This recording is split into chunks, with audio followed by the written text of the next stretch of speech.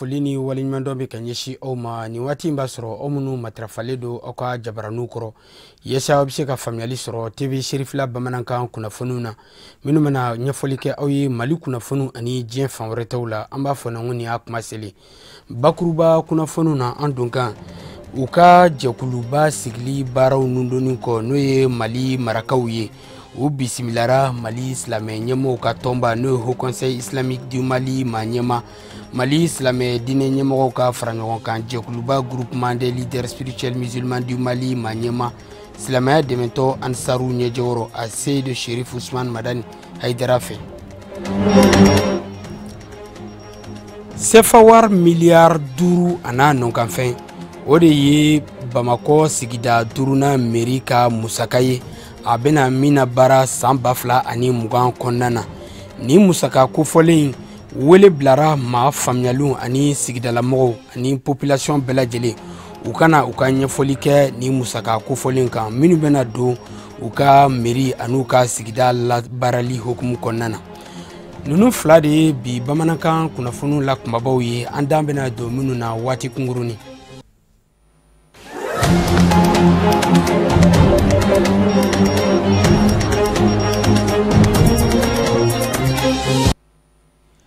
an b'a fɔ n ko aw bisimila TV Sherifila bamanankan kunnafoni kɛnɛ kan an da sera ma bakuruba kunnafoniw na Mali marakaw ka fara ɲɔgɔn kan jɛkuluba u ka baaraw nundonni kɔfɛ u bisimilara Mali silamɛ ɲɛmɔgɔw ka tɔnba n'o ye Haut Conseil Islamique du Mali maa ɲɛma Mali silamɛ diinɛ ɲɛmɔgɔw ka fara ɲɔgɔn kan jɛkuluba groupement des leaders spirituels musulmans du Mali maa ɲɛma silamɛya dɛmɛtɔ Ansaru ɲɛjɔyɔrɔ a Seyidu Sherif Usman Madani Haidara fɛ min kɛra alamusa octobre kalo tile 10 san 2019 a kɛra Sherifila duba kɔnɔna na Bankɔni Jankinɛbugu la an ka ɲininikɛla Lutu Sidibe ani Al-Amidou Badeni a bɛ kalo fɛ an ka ɲamada ka sɔrɔlo fɛ Sibiri ka bɛn ni septembre kalo tile 28 ye Bamako Centre International de Conférences Soba kɔnɔ fɛn min ye Mali marakaw ka jɛkuluba ye n'o ye Fédération des Soniques ye o y'u ka baara nun don o denfajala n'o y'a président d'honneur ye o tun bɛ maa mun bolo o de ye Mali alisilamɛ diinɛ ɲɛmɔgɔw ka fara ɲɔgɔn kan jɛkuluba groupement des leaders spirituels musulmans du Mali maa ɲɛma alisilamɛya dɛmɛtɔ Ansaru ɲɛjɔrɔ an fa n'an karamɔgɔ a Seyidu Sherif Usman Madani Haidara ye o jɛkuluba in ka nin bɔn ye an fa n'an karamɔgɔ a Seyidu Sherif Usman Madani Haidara la a laɲini n'o tɛ dɔwɛrɛ ye o de ye ka bonyamasegi foli kɛ ka ɲɛsin an ma ka da ka wulikajɔ la marakaw ka nin jɛkuluba in kɔkɔrɔmadonni na ani banaba cɛkɔrɔba ɲuman min sugandilaw fɛ ka marakaya banfila d'u ma ka n'o yira an fa n'an karamɔgɔ la a Seyidu Sherif Usman Madani Haidara bi hɛrɛ kɛnɛ bi nisɔndiya kɛnɛ an ye an ka fɛti sigi an ka lancement bonya ta k'a da an fa kan Haidara a ka journée chargée tun b'a don na ci caman tun b'a bolo mais ala ne marakaya kanu marakaya nege mun b'a la a ko a tɛ ɲa cogo si la f'a ka wuli ka n'i sen jɔ ye donc bi an nana ka na foli kɛ ka na bonyamasegin kɛ vraiment ani ce ani baraji parce que mɔgɔ yɛrɛ ko kɛ ko ɲuman a bɛ fo foli tɛ marakaya dama kɔnɔna ye foli ye a ye jɔyɔrɔ min ta an ka jamana in kɔnɔ Bankɔni mairie n'ale tun bɛ nin wale ɲuman dɔn kɛnɛ kan a ye bonyamasegin foli kɛ ka ɲɛsin marakaw ka nin jɛkuluba in maaw ma jɛkulu mun n'a bɛ kelenya ko fɔ n'o ye marakaw taalan ye kabini lawale o tɛmɛlen kɔ a y'i da don Mali alisilamɛ diinɛ ɲɛmɔgɔw ka jɛkuluba Haut Conseil Islamique du Mali maa ɲɛma a ka baarabakɛlaw na bankɔnikanw ka lafiya kama a n'a ka hadamadenya dɛmɛ walew fo ka taa bila a ka wulikajɔ la sanga ani waati bɛn ani kolosuma sabatili la Mali jamana kɔnɔ an nana kɛnɛ min na nin ye nin fana ye kɛnɛba de ye nin bɛ bɛn de kofɔ nin bɛ kelenya de kofɔ nin bɛ waleɲuman dɔn de kofɔ parce que an nana de k'a fɔ marakaw bɛɛ farala ɲɔgɔn kan ka bonya ta ka di banabadugutigi ma n'i y'a o kɛra bonya ani karama ani waleɲuman dɔn de kosɔn k'o bɛɛ bonya ta ka di an ka sirifikɛ ma sirifikɛ min bɛ yen n'i k'i b'a ka kɛtaw fɔ a ye waleɲuman min kɛ i bɛ dɔ de fɔ i b'a bila mais wajibi ye anw ye maire ye n'an bɛ kɛnɛ min kan a ka kan ka a dɔn a ye fana mɔgɔw k'a dɔn mɔgɔ min don anw bɛ na sisan an b'ola gutoro min kɛ ale ka sababu de don n'ale tɛ gutoro in tun tɛ kɛ dɔgɔtɔrɔso min bɛ yen sisan dɔgɔtɔrɔso min bɛ yan nɔ dɔgɔtɔrɔso in bɛ fara Mali dɔgɔtɔrɔsobaw kan sirikɛ ka sababu de don jibondo k'an baw ɲɛji salo bɛɛ b'a dɔn ko minɛ jiko bɛ cogo min bi bi na an balimamusow n'an baw bɛ si kɔlɔndaw de la sifike de y'o ban ko minɛ kɔnɔ yan a ye foraji min sen ne t'a da dɔn mais ye seere ye bari n bɛ wele a bɛ kurunko kadi la. o nisɔndiya kelen yirala Ustaz Mohamed Lamine Thiam fɛ n'ale ye marakaw fo ko kura ka daw ka wulikajɔ kan mun bɛ kelenya ko fɔ ani danaya mun o y'a ta ka Ansaru ɲɛjɔyɔrɔ sɛgɛrɛ n'o y'an fa n'an karamɔgɔ a Saïd Cherif Ousmane Madani Aidara ye ni ni jɛkuluba in denfajala dilen don ale de ma. Ka foli di an ka ɲɛnatigɛw ma, ka foli di banabakaw ma. Banaba ye bonya jamana de, bonya dugu do, karama dugu do, hɔrɔn dugu do, yɛrɛwolo dugu do, kelenya dugu do, ɲɔgɔnganu dugu do. Anw ni banabakaw jɛra faso kɔnɔ, an n'u jɛra maaya la, ka jɛ adamadenya la, ka jɛ diinɛ na, ka jɛ maaya sɛbɛ la. Banabaka bi yɔrɔ o yɔrɔ Ala ye bonya d'a kan ka karama d'a kan. An n'u tilala ka jɛ tunga fɛ. Mun y'o se banaba ma, banabakaw ko an ye kelen ye. A bɔra cɛkɔrɔba ka kuma na ko bolongɔni kelen t'i bɛlɛ ta. Banabakaw y'a jira k'a fɔ kinibolo a mana ɲɛ cogo o cogo a tɛ se ka tɛgɛrɛ fɔ f'a ka numan bolo fara a yɛrɛ kan. Aw kɛra ɲɔgɔn dɛmɛnaw ye.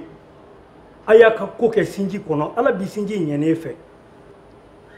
Aw ka furuko o y'a jira k'a fɔ banaba bɛɛ bi ɲɔgɔn fɛ. Ka furu biirikaw fara ɲɔgɔn kan, ka furu kɛmɛw fara ɲɔgɔn kan k'a kɛ. A bɛ banabakaw ka hɔrɔnya ni maaya de ko fɔ. Ni Ala ye bonyata k'a di aw ma, o b'an ŋaniya bolo. Ni ɲɛnatigɛw tilala ka fara ɲɔgɔn kan ka na banaba dugutigi ka foli lase Cherif Ousmane Madani Aidara ma, ayiwa a bɛ Ala ka sira fɛ. Sabu maa min ko Ala, maa min ko ciba, o fo b'a fɔlɔ ye Ala ye. N'aw ye foli kɛ Aidara la, a bɛ Ala kɔfɛ o foli la. K'aw ladɔnniya k'a fɔ marakaw ka nin jɛkuluba ka bɔ ye an fa n'an karamɔgɔ a Saïd Cherif Ousmane Madani Aidara la a baaraw kuncɛla ni duwawu ta ye. Jamiyatu Ansardini a ka bolofara min bɛ Sabalibugu kaw fɛ yen nɔ ka sanga n'u ka laɲini an'u ka baaraw bolodatogo ye u y'a kanu ka wuli ka taa ɲɛda Mali silamɛ ɲɛmɔgɔw ka tɔnba n'o ye Haut Conseil Islamique du Mali maɲɛma Mali silamɛ diinɛ ɲɛmɔgɔw ka fara ɲɔgɔn kan jɛkuluba Groupement des leaders spirituels musulmans du Mali maɲɛma silamɛya dɛmɛtɔ Ansaru ɲɛjɔyɔrɔ a Saïd Cherif Ousmane Madani Aidara la ɲɔgɔn a kun tun tɛ dɔwɛrɛ yasa kana foli u ni barikada k'a ye lajɛrɛ a kɛra Bankɔni Jankinɛbugu Sherifla misiriba kɔnɔna na an ka ɲininikɛla Lutu Siribe nka a bɛ lakale Al-Amidou Badini fɛ an ka ɲamada ka fɔtaw fɛ. Al-Silamaya dɛmɛtɔ Ansaru ɲɛjɔyɔrɔ Mali al-Silamɛ diinɛ ɲɛmɔgɔw ka jɛkuluba Haut Conseil Islamique du Mali maɲɛma Mali al-Silamɛ diinɛ ɲɛmɔgɔw ka jɛkuluba Haut Conseil Islamique du Mali maɲɛma an fa n'a karamɔgɔ a Saïd Cherif Ousmane Madani Aidara a bisimilala Sherifla misiriba kɔnɔ ni zikirikan dumanw ye i n'a fɔ ladala kalo wɔɔrɔ o kalo wɔɔrɔ Ansaru tɔnden n'a kanubaw ka bɔ Sabalibugu komite la o bɛ nin bɔnɲɛ kɛ Mali al-Silamɛ diinɛ ɲɛmɔgɔw ka fara ɲɔgɔn kan jɛkuluba Groupement des leaders spirituels musulmans du Mali maɲɛma na an fa n'an karamɔgɔ a Saïd Cherif Ousmane Madani Aidara maa minnu ye tali kɛ nin zen ta la a ka ca ni maa 300 ye minnu cɛla an balakaw caman. Nisɔndiya caman ne y'o de sɔrɔ ni ɲɔgɔn ye in na bi ka da ko caman kan sabula an karamɔgɔ ale ye wulikajɔ min kɛ k'a daminɛ kabiri san 82 fo 3 n hakili b'a la cogo min na k'a daminɛ fo ka se sisan ma karamɔgɔ ye kuma min fɔ k'a bɔ a da kɔnɔ k'a fɔ ni karamɔgɔ tɛ ni ma jɔn tɛ si wa halisa o karamɔgɔ kelen o b'o o jɔyɔrɔ kelen na i b'a fɔ k'a ma dege k'an ko fɔ fɔlɔ donc tiɲɛ yɛrɛ la o ye ne wasa karamɔgɔ ko la k'a ɲini Ala fɛ sijan kɛnɛya labanko ɲuman diɲɛ hɛrɛ lahara hɛrɛ ya Rabbi Ala k'a d'an karamɔgɔ ma an karamɔgɔ Ala k'a ɲɛ mɛn a la a kɛra anw musow de ma hɛrɛ ye ka diɲɛ hɛrɛ yira anw na ka lahara hɛrɛ yira anw na donc anw musow tiɲɛ yɛrɛ la kuma foyi ta anw da karamɔgɔ ka ko la. Sabalibugu Ansaru komite ka nin bɔn ye an fa n'an karamɔgɔ a Saïd Cherif Ousmane Madani Aidara la n'ale Mali al-Silamɛ diinɛ ɲɛmɔgɔw ka fara ɲɔgɔn kan jɛkuluba Groupement des leaders spirituels musulmans du Mali maɲɛma al-Silamɛya dɛmɛtɔ Ansaru ɲɛjɔyɔrɔ ye laɲini mun b'a kɔnɔ o de ye ka duwawu k'a ye si kɛnɛya ani labanko ɲuman Ala k'o d'a ma ani ka duwawu ɲini a fɛ u haminakow la n'o dɔ bɛ silamɛya dɛmɛtɔ Ansaru yiriwa ko fɔ bakuruba fɔ la ani Sabalibugu comité kɛrɛnkɛrɛnnenya la. An ye nisɔndiyaba de sɔrɔ a la ka d'a kan an ye dugawu k'a ye a ye baaraba minnu kɛ kɛrɛnkɛrɛnnenya la Sabalibugu san jan tɛmɛn'o la an y'olu ɲɛfɔ ale yɛrɛ depuis ko in ka kalan cɛ minnu ni muso minnu y'u ni di ka baara in kɛ surtout an ka tɔnden dɔw a y'olu fo k'olu barikada kosɛbɛ ka tila ka an su ka kɛ baara in yɛrɛ kan a y'a nafa caman fɔ an ɲɛna an ye nafa caman sɔrɔ a la a ye dugawu fana caman kɛ an ye an yɛrɛ ye dugawu kɛ a ye. Bon kuma laban min bɛ ne bolo o de ye ka dugawu kɛ karamɔgɔ ye ka d'a kan diɲɛ bɛɛ ɲɛsinnen don ale ma an t'a fɔ ko ansaro an t'a fɔ hali silamɛw diɲɛ bɛɛ kungo de dalen don ale kelen kan bi o la hukumu kɔnɔ a bɛ wajibiya jamanaden ɲuman bɛɛ kan silamɛ ɲuman bɛɛ kan kɛrɛnkɛrɛnnenya la ansaru bɛɛ kan an ka dugawu kɛ karamɔgɔ su ni tile baara in bɛ se ka ɲɛ a bolo cogo min a donni bɛ se a bɛ se k'a ta cogo min ka tila k'a ɲini ala fɛ jugu dogo n'a bangelen ala ka kisi olu bɛɛ tɔɔrɔ ma kira yɔrɔ ma kama sɔli ala rasula. Mali alisilamɛ diinɛ ɲɛmɔgɔw ka fara ɲɔgɔn kan jɛkuluba au conseil islamique du Mali maa ɲɛma alisilamɛya dɛmɛtɔn ansaru ɲɛjɔyɔrɔ an fa n'a karamɔgɔ a Seyid Sherif Usman Madani Aidara a kɛlen kɔ ka ka nisɔndiya yira ka sanga ni Sabalibugukanw ka nin bɔnɲɛ ye a y'u wele halisa ka taa cɛsiri ma cogo min silamɛ diinɛ ɲɛɲuman o bɛ se faamu maaw fɛ ni ka sɔrɔ ka duwawu kɛ ka nin sigi kun cɛ. Sangarebugukaw fɛ yen nɔ alisilamɛw ka ni muso cɛ ni muso denmisɛn ani mɔgɔbakɔrɔ o bɛɛ lajɛlen nisɔndiyalen garisɛgɛ donna juma misiri belebele dɔ jɔli n'a baaraw bɛɛ lajɛlen kolobo karila jumadon octobre kalo tile 11 san 2019 ni misiri dayɛlɛ hukumu kɔnɔna na maaba caman u yera kɛnɛ kɔnɔna na kɛrɛnkɛrɛnnenya Sangarebugu mɛriba ka fara Mali minisiri min ka baaraw ɲɛsinnen bɛ diinɛ ko ani an ka ladalako ma o ka ciden o fana tun bɛ kɛnɛ kɔnɔna na u bɛɛ lajɛlen farala ɲɔgɔn kan ka juma seli ɲɔgɔn fɛ ka dugawu kɛ Mali ni lajɛrɛ in a kɛra an ka ɲinikɛla Abdukarim Sako a n'a ka jatela Nuhum Kone Sherifla Jabaraniso tɔgɔ la u ye min sɔrɔ ka bɔ yen nɔ an ka jɛ ka ɲɛma dɔw fɛ.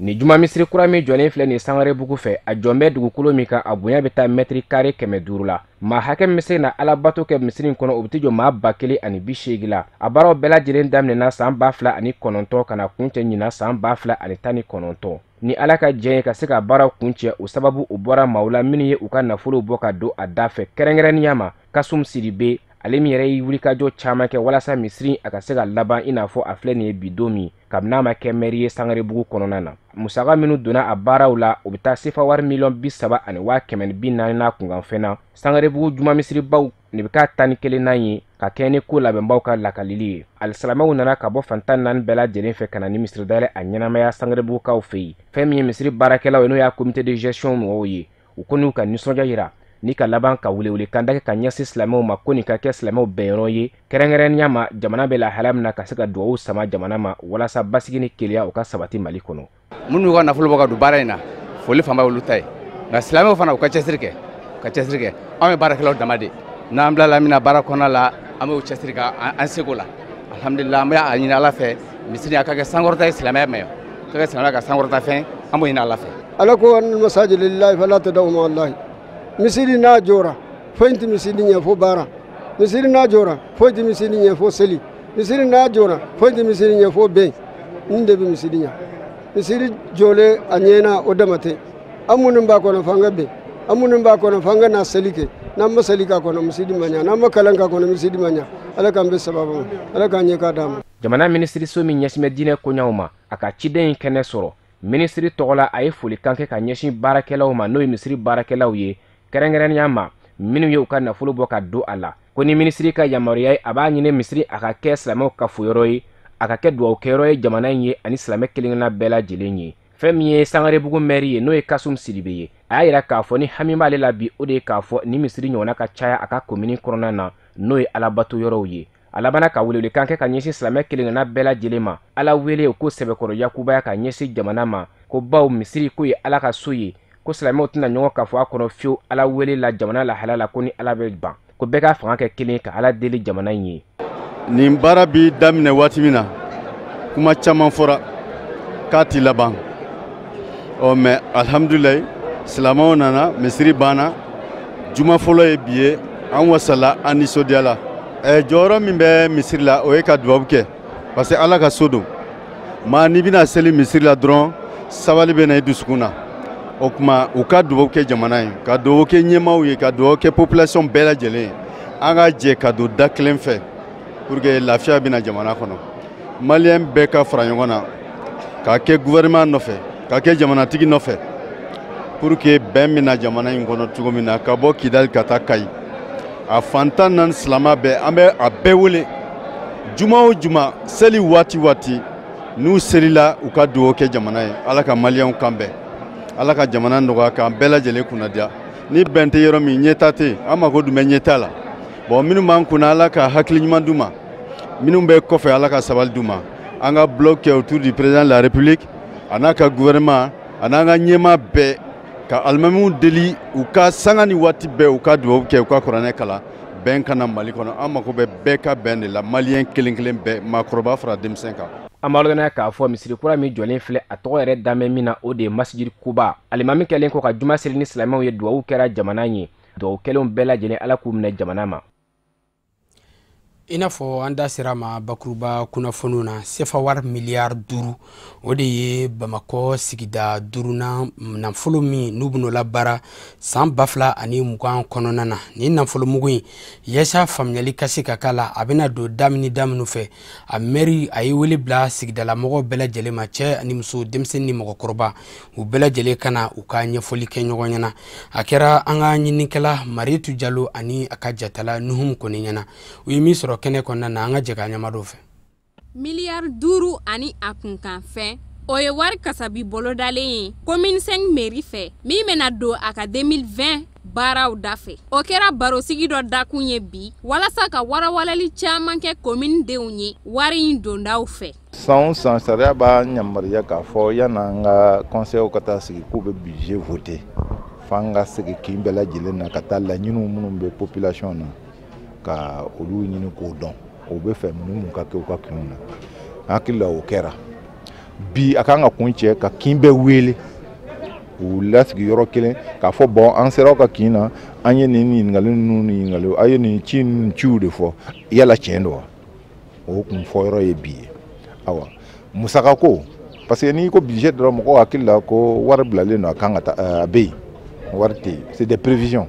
mais an ye mun fɔ pour que a ka dɔn k'a fɔ ko budget ko tiɲɛ don awa an ma fɛn si latigɛ an ka budget kɔnɔ mun tɛ commune kɔnɔ donc o perepere latigɛ bɛɛ lajɛlen ye an ye 5 milliards mun fɔ a bɛ commune kɔnɔ mais bamananw b'a fɔ ten ko ɲɔ bɛ ɲɔbugu ta kan b'a la maire kan ka kunnafoni cari pour que bɛɛ ka dɔn k'a fɔ hakɛ min b'u bolo k'a sara mairie ye i k'o dɔn mais population fana kan ka bolo don u poche pour que ka maire ma gɛn n'a ye awa a ka don awa a da fɛ nin baara in jara sigidalamɔgɔw ye kosɛbɛ u y'a yira k'a fɔ ni mairie ye ŋaniya ta ka nin baara in kɛ o b'a yira k'a fɔ danayamɔgɔw don wa o bɛ komindenw yɛrɛ jigi sigi kunnafonidilaw ye ɲiningali caman tɛngu monsieur le maire la kɛrɛnkɛrɛnnenya la ka se k'a dɔn ni nin wari in sɔrɔla a bɛna don a dondaw fɛ wa monsieur le maire ye jaabi faamuyalenw di walasa bɛɛ lajɛlen nimisi ka wasa nin kan ka kɛ maire bɛɛ de bolo misaliya ye ni ye mɔgɔw ka wari minɛ i n'a fɔ taxi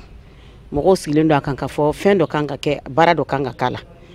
kunnafoni mun dira maire bolo a b'a yira k'a fɔ tiɲɛ na nafa bɛ taxi la parce que taxi mun filɛ nin ye an yɛrɛ ka taxi a bɛ caman k'an ka développement na mais caman bɛ yen fana o bɛ ɲini fan wɛrɛ fɛ donc monsieur le maire a ka mɔgɔw kunnafoni ta o ye jɛlenya sira de k'a yira k'a fɔ a bɛ ka baara min kɛ tiɲɛ na baara in ye jɛlenya de ye nɔgɔ t'a la fiyewu donc a ka nin baara in kɔni a y'a kɛ tan a diyara ne ye population bɛɛ ka bɔ fana ka na lamɛn o de fana diyara ne ye sira dɔw yɛrɛ bɛ Kalabankura san goudron bɛɛ y'a ɲini population bɛɛ tun b'a ɲinina sira in ka dilan mais n'i y'a fɔ o mɔgɔw ye k'u ka taxi sara i bɛna taa sɔrɔ taxi sara ka gɛlɛn u ma kosɛbɛ mais sira in dilanna a diyar'u bɛɛ ye sisan donc a ye wari mun boloda k'a fɔ o bɛ don yɔrɔ min na o bɛ don o sira fɛ monsieur le maire y'a yira k'a fɔ gɛlɛya bɛ mairie kɔnɔ nka o n'a ta bɛɛ baaraw bɛ sen na dɔw yɛrɛ fɛnɛ bolodalen don nin bɛɛ lajɛlen ye de walasa commune 5 denw ka se ka lafiya u sigiyɔrɔw la jɛkulu min n'an b'a wele ko an ko mali dɔrɔn ale jɛkulu ye min y'a kanu ka wele bila maliden cɛman ani musoman ma u bɛɛ lajɛlen kana yasa u ka se ka ɲɛfɔli kɛ sigikafɔ ko kuma min bɛ senna an ka jamana kɔnɔna na olu ye min faamuya la u ka jɛ k'o tila u ni malidenw ni ɲɔgɔn cɛ nin lajɛrɛ in a bolodara Memorial Modibo Keita la Bamakɔ kɔnɔna na a kɛra sibiridon Octobre kalo tile 12 sanba 2019 an ka ɲininikɛla Sadio Sidibe ale tun bɛ kɛnɛ kɔnɔna na a ye min sɔrɔ ka bɔ yen an ka jɛ k'o ɲamada. Plateforme politique ni ale ye jɛkulu kura ye ni a sigira sen kan a ma mɛn ni ale ka hakilina ye an ko Mali dɔrɔn u ka lajɛrɛba fɔlɔ sigi sen kan bi ni o kɛra Memorial Modibo Keita la walasa k'a jira diɲɛma la k'a fɔ ko sigikafɔ min ni a bɛ senna nin waati la an ka jamana kɔnɔ ko o tɛ olu fɛlako ye ko sabula a kan ka bɔ sira min fɛ jamana ɲɛmaa ma bɔ o sira fɛ. Sɔgɔmada in na an y'a ŋaniya ka jama fara ɲɔgɔn kan ka kunnafoni d'u ma. An ye baara minnu kɛ kabini an ka tɔn in sigira sen kan juin 2019 donc kalo saba bɔ sisan an ye baara minnu kɛ an ye ɲɔgɔn ye minnu kɛ an ni jɛkulu wɛrɛw ye ɲɔgɔn ye an ye sɛbɛn minnu dilan ka an ka hakilinaw kɛ o sɛbɛn kɔnɔ an ko anw sen tɛ na ye nin baara in na pour que a kana fɔ ayiwa bɛɛ de bɛnna kan majorité opposition société civile an ka problème yo de an m'a fɔ n kan tɛ dialogue ko la jakafɔ in a ka d'an ye mais ko jakafɔ ye damu ye jakafɔ bɛɛ tɛ damu ye dɛ n'aw nana sigi ka kuma fɔ ɲɔgɔn ye n'a y'a kɛ hɔrɔnjɛ ye n'aw bɛnna min kan a b'aw jija aw ka lawaleya. An ka jamana bɛ kɔlɔlɔ kɔnɔ nin y'a san caman ye ni o ye basigibaliya ani fɛn min ye parti politique mɔgɔw ka bɛnbaliya ye u ni ɲɔgɔn cɛ maa min tun bɛ ka kɛnɛ ɲɛnamaya ale y'a ka hakilina di kɛnɛ in kan min b'a to bɛn bɛ se ka segin cogo min na ka na an ka jamana kɔnɔ a ka fɔla ko ni maliyɛndenw y'a kanu don o don ka sigi ka fɔ kɛ ko ni gɛlɛya ninnu bɛɛ bɛ ban ni ka tila ka famali jɔnjɔn di journalistes ma k'a fɔ ko gɛlɛya min b'a ka jamana kɔnɔ bi ka a bɛɛ ye tubabu nɔ ye banbagatiw ani maliyɛnw kan ka sigikafɔ min kɛ ka bɔ n'o blankɛ sɛbɛnna min b'a to bɛn bɛ se ka segin cogo min na ka na an ka jamana kɔnɔ ko o ka kan ka lajɛ kosɛbɛ ni ji ɲɛma jɔlen ye. Mali gɛlɛya a tɛ ban koyi a ma daminɛ fana bi o ye tiɲɛ ye kalanko ma daminɛ bi kɛnɛyako lakanako tun bɛ sen na mais a juguyala ka taa fɛ de an b'a fɛ u k'a faamuya k'a fɔ sisan a bɛ kan ka taa taabolo min fɛ o tɛ Mali ka nafa ye o tɛ Mali ka nafa ye du tout an m'a dɔn fɛɛrɛ min b'u kɔnɔ mais anw bolo président de kelen bɛ k'i ja nin ko in na an ye min faamuya min bɛ kɛnɛmamɔgɔ ninnu hakili la n'a bɛ fɔ o ma communauté internationale olu ŋaniya ye min ye bi o ye k'an ka jamana de tila olu bɛ kun sinsin gouvernement kan min na n'o ye accord ko ye accord min signena ani rebelles cɛ gouvernement min signé an tɔgɔ la ani rebelles cɛ olu b'a fɛ de an k'an ka sariya sunba in yɛlɛma pour que ka olu ka o sɛbɛn in dɔ ta k'o don kɔnɔ maliyɛnw dun tɛ kan ka fosi faamuya ni accord ko in na caman bɛ yen minnu y'a kalan olu ma sɔn caman bɛ yen olu ma kalan n'i ye hari gouvernement lajɛ hari tɛ yira ye k'o fɔ i mana gouvernement yɛrɛ ta i bɛ taa sɔrɔ dɔw bɛ yen olu ma hari accord ni kalan ka ban ka kɔnɔfɛnw dɔn parce que n'u ko k'u b'a diyagoya ka tinti maliyɛnw kan maliyɛnw tɛna sɔn a ma donc an ko de u k'a to ni maliyɛnw sigira n'u bɛnn'a kan k'a fɔ an ka bana in a fura dɔ ye de an ka constitution ye sariya sunba ye an k'a yɛlɛma an ka se ka accord dɔw ta k'a don a kɔnɔ ni bɛɛ lajɛlen bɛnn'o kan o kɔrɔ ko maliyɛnw sɔnna donc o de bɛ kɛ. An b'o hakili jigi k'a fɔ ɲɔgɔnnajɛ in senfɛ maa min welela kɛnɛ in kan walasa ka hakilina di min b'a to cogo min na sigikafɔ in maliyɛnw bɛɛ sen bɛ se ka don a la cogo min na k'a sɔrɔ a ma kɛ kɛrɛfɛden ko ye ka wula dɔnniya fana k'a fɔ plateforme an ko Mali dɔrɔn a bangera nin y'a kalo 3 ye dɔrɔn. O b'an sɛnsɛn ka taa diɲɛ fan wɛrɛ kunnafoniw na minnu bɛna walawala Musa Fɔnba fɛ.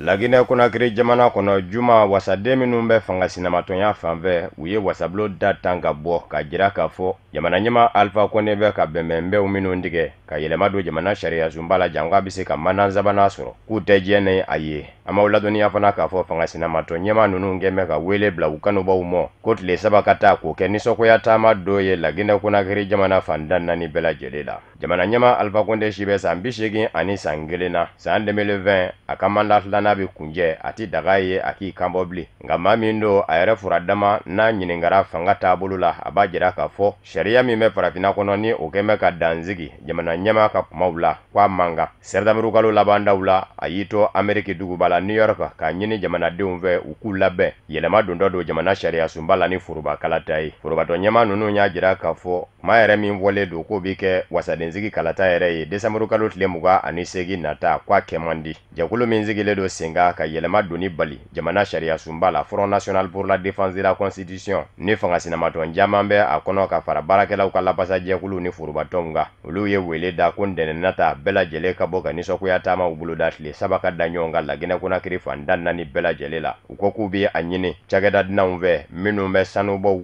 ani dugujukɔrɔ nafolo wɛrɛw bɔli la k'u ka baaraw jɔ. izinibatigiw ni warisow ko bɛɛ lajɛlen k'i ka daw tugu walasa degun kana se u ma olu ka taama kɛtɔ. fangasinamatɔnw ye a jira k'a fɔ kabini Alpha Condé nana fanga na san 2010 desanburu kalo la maa sigiyɔrɔma 100 caman de bɔnɛna a nina lakana tigilamɔgɔw fɛ. minisiri min ɲɛsinnen don marayɔrɔkow ma Laginɛ Konakiri ale kɛlen ka mɛn k'a fɔ fangasinamatɔnw b'a fɛ ka nin n'a ɲɔgɔnna nisɔngoya taama boloda a y'i kangari da u ye k'a fɔ u k'u sigi n'a ye jamana ɲɛmɔgɔw tɛna n'u sigi k'u boloda u sen kan ka tiɲɛni kɛtɔ lajɛ u fɛ. n'u kɔni ka taama sen fɛ k'u ko k'u bi yɛrɛ sago kɛ baara kɔni kɛ k'u n'a lakana tigilamɔgɔw sɔrɔ u yɛrɛ ɲɛ.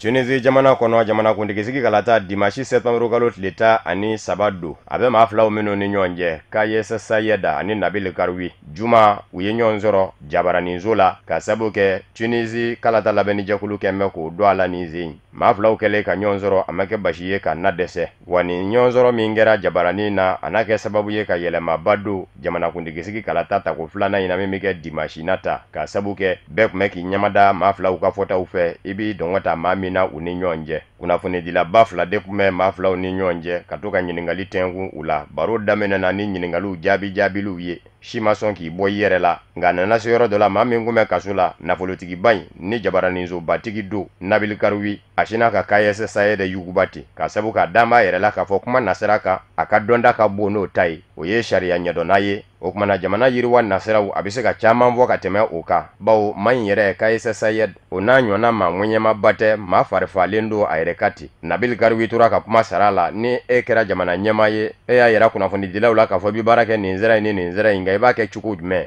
o ɲɛfɔ an ye. maa minnu kun bɛ ka baro in jateminɛ olu y'a yira k'a fɔ maa filaw ni i bɛ u ka ko jaatigɛ baro in senfɛ k'i b'a ye k'a fɔ Kayes Sayed a tun bɛ ka jaabili fɛn o fɛn kɛ jaabiw ma se ka walawala fɛ ni hakilina bɛ a la ka jamana jɔ a b'a jɔ ni fɛɛrɛ jumɛn ye a ma se k'olu walawala. Nabil Karoui min fana ni maa caman kɛ kun bɛ k'ale jateminɛ k'a kɛ kuma donso ye ale fana labɛn dɔw y'a jɛ ka se ka Kayes Sayed koron kuma kɔnɔ o de kosɔn maa caman y'a jira k'a fɔ maaw tora kunban na maa filaw ka kuma senfɛ.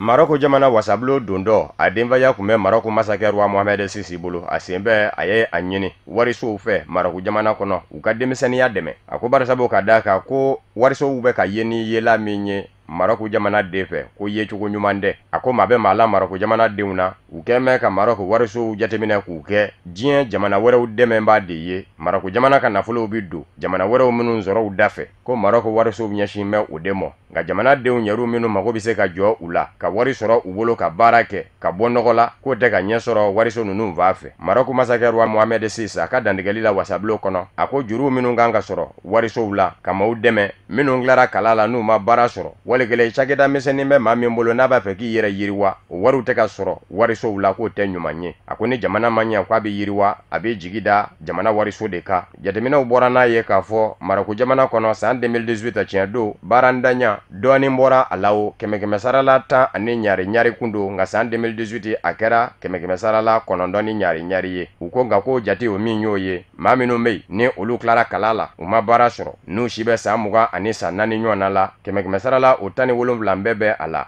jatew ye a yira fana k'a fɔ denmisɛnnin minnu bɛ duguba kɔnɔ n'olu fana si bɛ san 20 ani san 4 na 100 sarala 40 ani 3 ni ɲari o si tɛ baara la. Jɛnselegi naani warisoba banka mondial ka jate dɔ la a y'a yira k'a fɔ Maroko jamana den maa 35,000 la n'i y'a sigi sigiyɔrɔma 4 kelen bɛɛ lajɛlen ye fantan ye wali kelen bolokolonya kɛ dɔ k'u sɔrɔ don nataw la.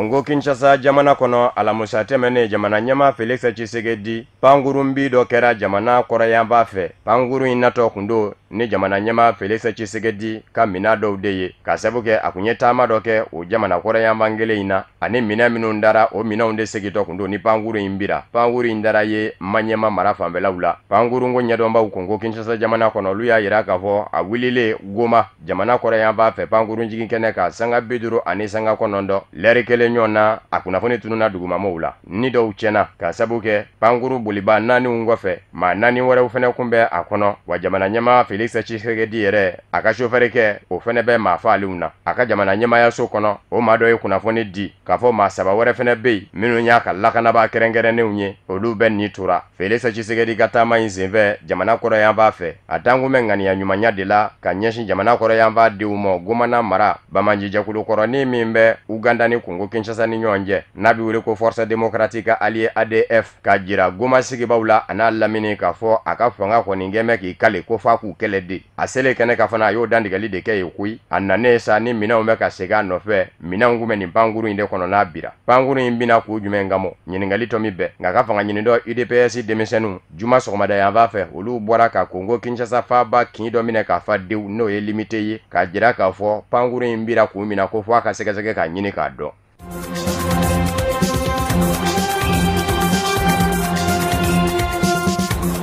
Kasangani nyongume baye mingume kake Faransi jamana kono adugubala Lyon banasaba kele liko kunga no ye sida shwashwa ninje anisuma ya banai blangoro mugo minganga faranyonga o dandige libike kene inga Faransi jamana nyama Emmanuel Macron ni Cameroon nga wa jamana nyama Paul Biya ye kuma nyonya douke minzimve Emmanuel Macron ya yira Paul Biya la kafo abeka bara uminu ndamina jamana kono ko bara udu minu nganga fu bebe na yesigi kafo bado labe Cameroon jamana kono jangu manga mimbe Anglican vo mayoro mowni fangache amanga bisiba ko yefenye mimbe na utemene kofe akafanga sinamato nyama mimine ne kundo kaparama keme chamanga Maurice Kamto ufene blali ko kera ko bendaye Faransi jamana ni Cameroon jamana ni nyonje kungule yara kwa sada ina kasabu ke Paul Biya ka fanga kumeka minge fanga sinamato nyama ula hadamadinya hagela pasaje kulu kengu meka jaki kafo hadamadinya hage ubeka buruja afe kerengere ni nyana fanga sinamato nyama unu kanubo minani obengu de Faransi jamana mo Anglican vo mayoro fene na niche uminu vene kumeka ke ufene bengu de Faransi jamana mo maminu nye jetimine baye Faransi jamana ni Cameroon ni nyonje ulu chama ngeme ka jara kafo farafina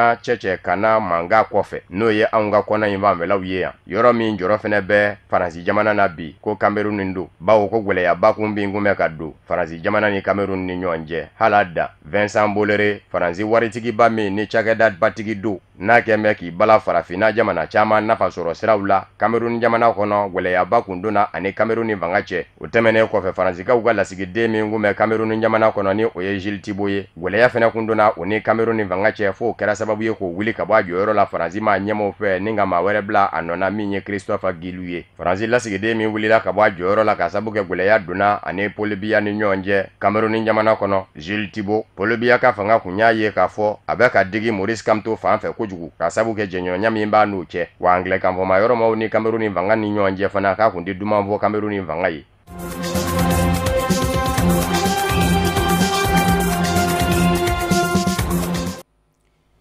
bi bamanangan kunnafoni be kunceni farigolo ɲɛnajɛ Mali ale ni Senegal jamana ye ɲɔgɔn sɔrɔ UEFA o hokumu kɔnɔna na san 2019 a kɛra Senegalikaw fɛ yen nɔ u ka dolanti tɛnɛ min n'an b'a wele ko Lat Dior Thiès o dugu kɔnɔna na dolanti a kun cɛra Senegal jamana ka sebaya la 2 ani kanakolon Mali kan a kɛra dimanche don octobre kalo tile 10 ani 3 san 2019 an ka ɲinikɛla Youssouf Koulibaly ale bɛ ɲɛfɔli k'a ko kan.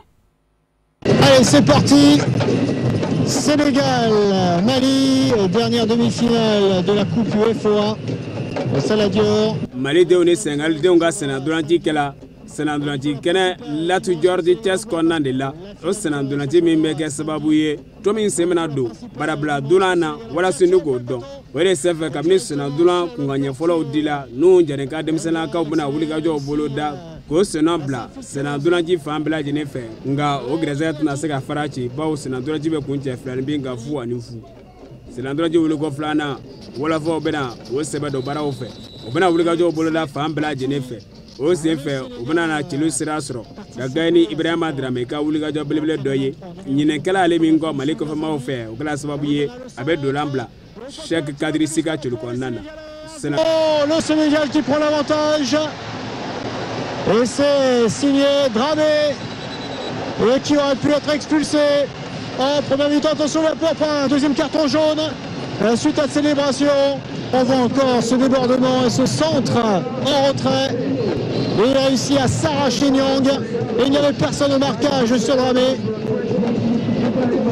Un centre de gravité extrêmement bas et Nyang trouve parfaitement Dramé qui prend à contre-pied. Et ici le gardien malien. Le Sénégal mène 1-0 et pour l'instant c'est le Sénégal qui affrontera le Ghana dimanche en finale de coupe. Selandulanji totele sanga tanye wala afo selandulanji sanga bishigina Ousseynou Nyanga sengali fanfela la amena selandulan do ladu ni godi Ibrahima Drame ma wati mina ni nyifama mi Sefani Doulanye amena na dafri Mali kofama ofe obega sababu ye jirati babe goyera. Le deux officiel burkinabé va-t-il sanctionner doublement l'équipe malienne? Oh, le Sénégal qui est en train d'achever le Mali.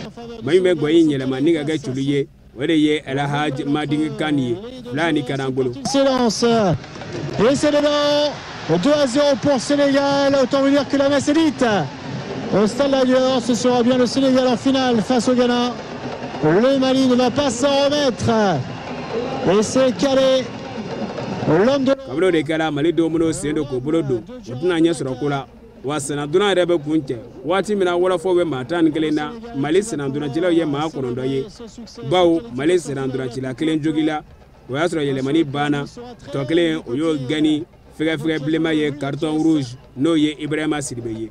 dolan bɛ sɛmɛ ni jaabi in de kan fila ni kanagolo ka taa Senegali jamanadenw kanu na ka kɛ n'o baaraw ye senadunaji barabila dolan bolodalen don kari don Senegali jamana ni Ghana jamana ni ɲɔgɔn cɛ fitirimage waatu la bawo Ghana jamana tɛ seba sɔrɔ Kɔrɔwari jamana kan saba ani ngelo min kɛra sababu ye o tiri yɛrɛ sɔrɔ barabila dolanci in kɛnɛ kan. O bɛ dansiri bi bamanankan kunnafoni sɔrɔlo na mina bɛnna kunnafoni di so ɲamayaso fɛ kalasaw ma ka kɛɲɛ ni kuma ye aw ni ce aw ka ɲamadali fɛ sini an bɛ ɲɔgɔn sɔrɔ ni kɛnɛ kelen kɔnɔ aw k'an bɛn.